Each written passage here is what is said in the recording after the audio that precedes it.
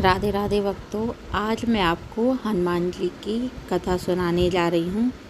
ये जो कथा है वो सब मनोकामनाओं को पूर्ण करने वाली है।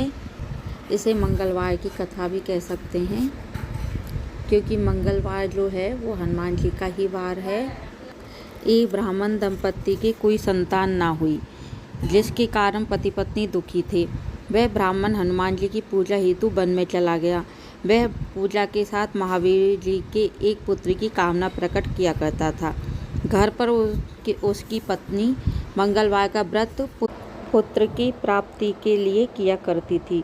मंगल के दिन व्रत का भोजन बनाकर हनुमान जी को भोग लगाने के बाद स्वयं भोजन ग्रहण करती थी। एक बार कोई व्रत आ गया जिसके कारण ब्राह्मणी भोजन न बना सकी।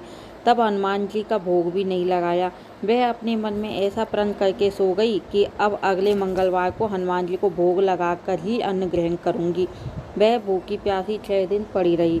मंगलवार के दिन तो उसे मूर्छा आ गई। तब हनुमान जी उसकी लगन और निष्ठा को देखकर प्रसन्न हो गए। उन्होंने उसे दर्शन दिए और कहा, मैं तुमसे अति प्रसन्न हूँ।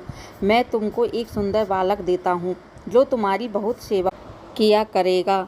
तो हनुमान जी मंगल को बाल रूप में उसको दर्शन देकर अंतर्ध्यान हो गए।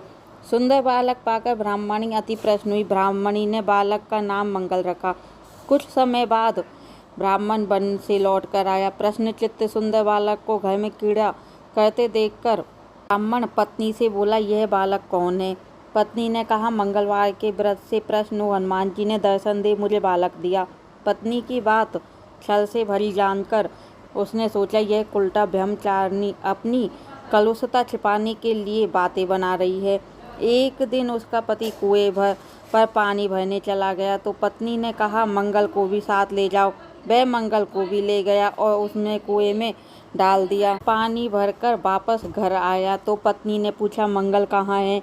तभी मंगल मुस्कुराता हुआ घर आ गया। उसको देखकर ब्राह्मण आश्चर्यचकित हुआ। रात्रि को ब्राह्मण से हनुमान जी ने स्वप्न में कहा, यह बालक मैंने तुम्हारी पत्नी को दिया है। तुम अपनी पत्नी को उल्टा क्यों कहते हो? ब्राह्मण ये जानकर हर्षित हुआ। उसके ब्राह्मण और उसकी पत्नी मंगल का व्रत रखकर अपना जीवन आनंद पूर्वक व्यतीत करने लगे।